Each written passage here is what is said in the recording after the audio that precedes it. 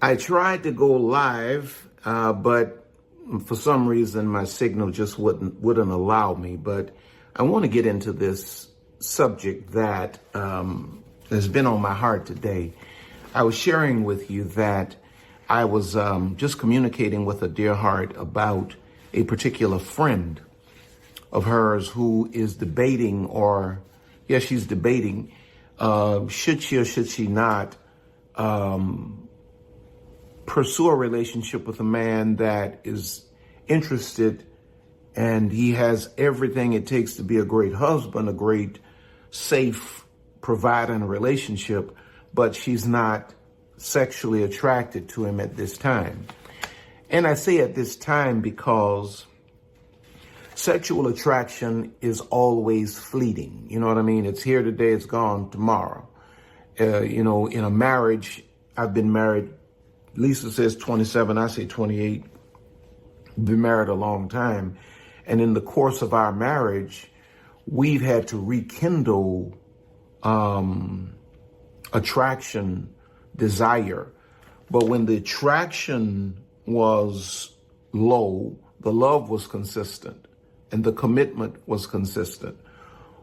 Well, that's what a real relationship is based on. It's based on having the character to show up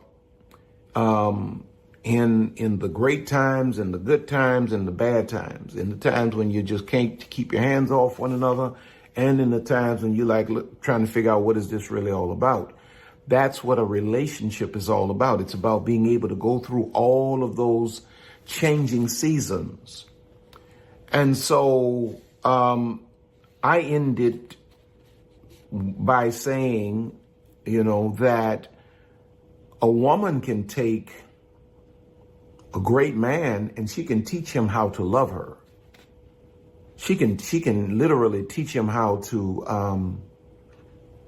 how to become more attractive, how to make love to her. You can teach a man that, but you can't take a bad man, though he may be great in bed or he may have the kind of swag you want. You can't take that guy and teach him character. And so at the end of the day, you have to resolve the issue within yourself relative to why are you attracted to what you're attracted to? Because, think about it. I'm attracted to sugar and salt. But the last time I went to the doctor, he said, if I keep eating that stuff, it's going to kill me. But right now, there's a part of me that's attracted to potato chips and ice cream. And the doctor says, if I keep eating that stuff that I'm attracted to, it's going to kill me. So just because I'm attracted to it doesn't mean it's right for me.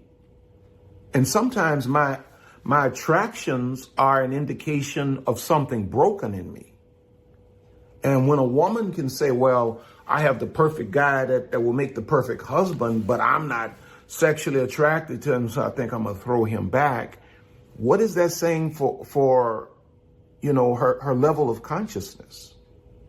When women out here are praying for God to send husband material shows up, you reject it because there's a certain attraction that you think you want to have.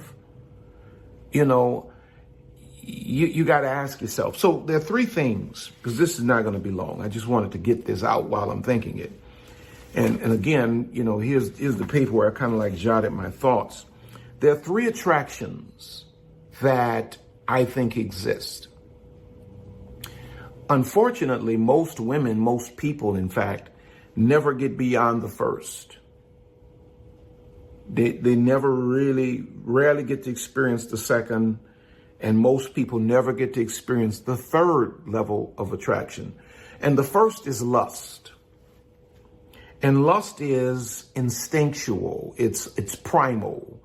It comes from the animalistic part of our being. It's no different. It's the woman's, it's estrogen being naturally drawn to testosterone. It's just lustful. It's no different than animals. It's something that happens instantly. because it's all visual, it's all carnal, it's aesthetic. You know, the problem with lust, being attracted to someone based on lust, is that lust makes us crazy. And by that I mean, lust takes us out of our senses. Lust takes us out of our character. Lust separates us from wisdom. Lust has us doing things that are counterproductive. And the unfortunate reality is that most people are participating in relationships based on lust.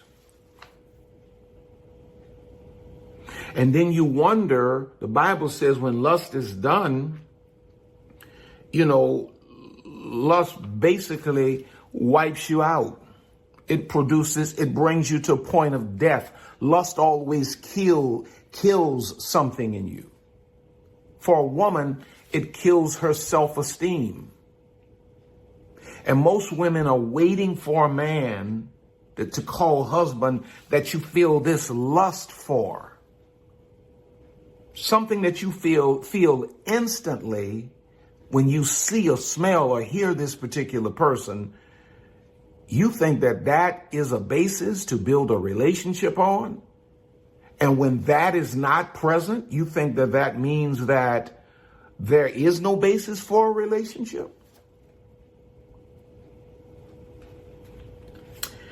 The second level of attraction is what a dear heart, she's actually typed this back to me, and I said, wow, that's, to myself, I'm like, wow, that's great language for this. Because we were kind of talking through how a person you can either be attracted to a person based on lust, what you see with the eye, you know, from get-go, and run with that, which is always sexual and a lot of times immoral and all of that. Or you can take your time to actually get to know a person. Maybe you don't have that initial attraction to a person, but a person is a good person, and you get a chance, you befriend the person, and you get a chance to know the person, and the souls get a chance to meet. You see, lust wants the bodies to come together. But this second level of attraction, where you get a chance to really know a person, is what she called an organic connection. And this is what? Cerebral.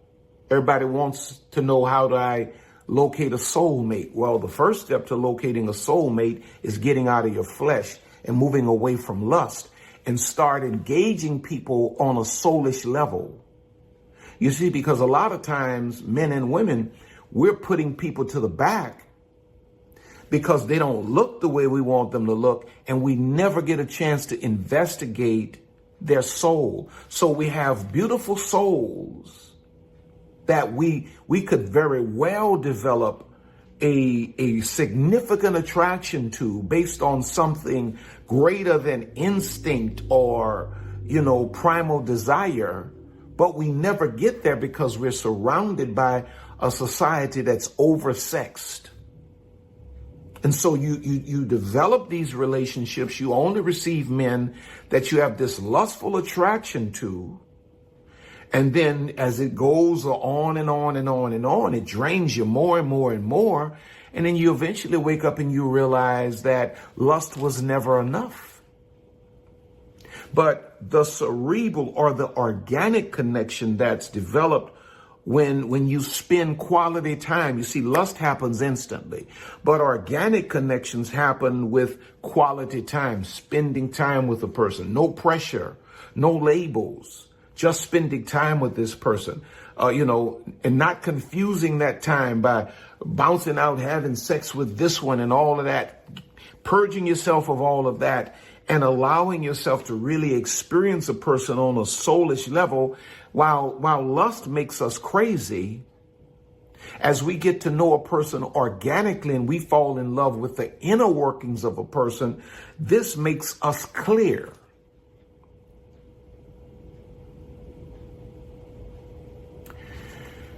And then there's the third level of attraction. Now, this is just my list. Number one is lust. You know, you see something you want, and I want to have sex with you. Wow, wow, wow. We don't even have to have no blood test. I want to have sex with you. That's how crazy lust is. But then as you get a chance to know a person and you spend time with them, maybe you don't have that initial wow thing, but this person is a good person and you're mature enough to engage this person, and you get a chance to find out this person's heart is beautiful. The part of them that's eternal is beautiful. You see, the lust piece has you head over heels about stuff that's not going to last very long anyway. But when you start talking about the organic connection, which is cerebral, and it happens, by spending quality time with the person, makes you clear. But here's the third. It's the historical attraction. Now, the historical attraction happens over consistent years of friendship and dependability. It's the kind of attraction that Lisa and I have now at this stage in our lives, where we're both getting older. Neither of us looks the same way we looked when we were younger. And yet there's something that's attractive about her now that is far greater than anything that was attractive about her when we were young. And I imagine it goes the same way for her. And for me, it's the history. It's that this lady has been with me through all of my ups and downs, has stood by my side. And that's a level of attraction that is priceless. You can't replace that. But you usually don't get to this level of attraction, and this level of attraction makes you certain. Lust makes you crazy. The organic attraction makes you clear, but the historical attraction makes you certain. This is the one person in the world that I know, because we've been through it together. But most folk don't get to this because most folk try to build a relationship off of, number one, lust. And so you constantly choosing little men that stimulate you and make you feel a certain way, and you ain't using your brain at all. So you ain't getting no organic connections. You're not developing these friendships, and you're not getting a chance to experience a person's soul because you're too busy trying to experience their body. And men are always all too happy to oblige you with that. Men will give you more sex than you can shake a stick at, my dad would say. And so you keep showing up, coming up empty, while there's another sister who's looking deeper than the surface, deeper than the superficial, and she's checking out a man's soul. I'm never saying to you that you should take a man into your life that that looks like a monster to you.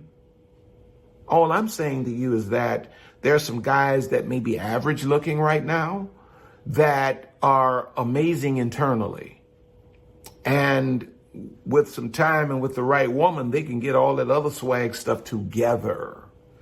And a lot of times you're throwing these guys back when these guys have what it takes to really make for, many times, the kind of husband, the kind of man you should desire. Well, let me give you this and then I'm done. When you think about your attraction to a person, I just have 4 questions that I listed here and then I'll be done. Now, question number 1, is this what you're going to need in 20 years? The man you're trying to choose right now, does this guy have what you're going to need in 20 years? You see, right now, you're fine. He's handsome or he's fine, and both of y'all fine. So you want his fine to match your fine. Well, in 20 years, chances are neither one of y'all at least you're not gonna be as fine as you are now. And when you've lost your fine, is this guy? Look at this guy. Is he the one that you're gonna want to put your life in the hands of, your future in the hands of, when you ain't no 36, 24, 36 no more, when you 48, 56, 32 down at the bottom? Come on, somebody. Is that the guy? Does this guy, maybe I should say 46, 50, 52. Let me leave that alone. But my point is, does this guy have the depth to be your man, to cover you when you don't feel so sexy no more? When this guy is not, when he don't have the six pack anymore and he got a beer belly and no more hair on his head. You can see his scalp in the light. Is this the guy that's going to be able to do it for you? Second question. Is this attraction good for your mental health and your spiritual well-being? I know you're attracted to that, but is that good for your mental health? Is that good for your spiritual well-being? These are questions that most women don't think about. Is this guy going to really pull you further away from God? Is this guy going to break your already fragile emotional structure? But this is what you're attracted to. Like I'm next to the kitchen.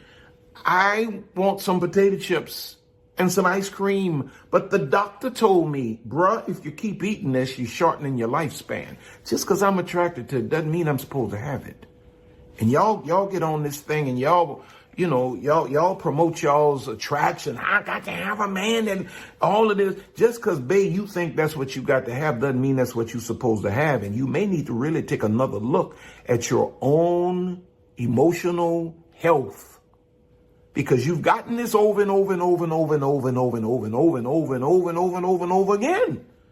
And every time you come up broken, and you still sitting here 50 years old, putting your fingers on that thing, talking about, I got to have a man come on, babe. Number 3, is this attraction considering your future? When you look at this attraction, is this about tonight? Is this just about you want to have a good night? Is this about a fling? Is this about, ooh, he make me feel like a woman? What kind of woman is the question? Or is this about a future? Because a woman that's not focused on a future, I can't say it like I feel like saying it because it's going to offend somebody. Number 4, and I'm done. Do you want your son to be in the image of the man you're attracted to? If you were to have a child for this man, would you want your son to be in the image of the kind of man you say you're attracted to? I'm not talking about his external, I'm talking about his character. So let's revisit this thing called attraction, and let's think deeper. Don't forget to go by the website, rcblakes.com. Sign up for my mailing list. Check out all of my online programs. Look in the description.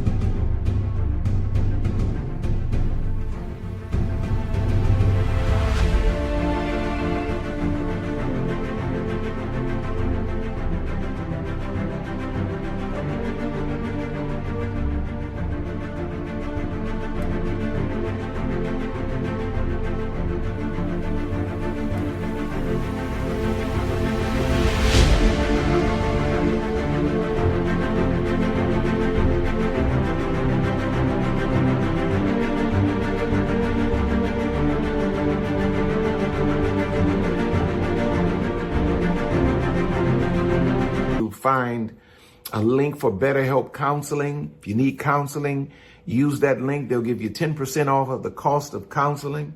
And in turn, they will make a deposit into R.C. Blake's Ministries for my referring them to you.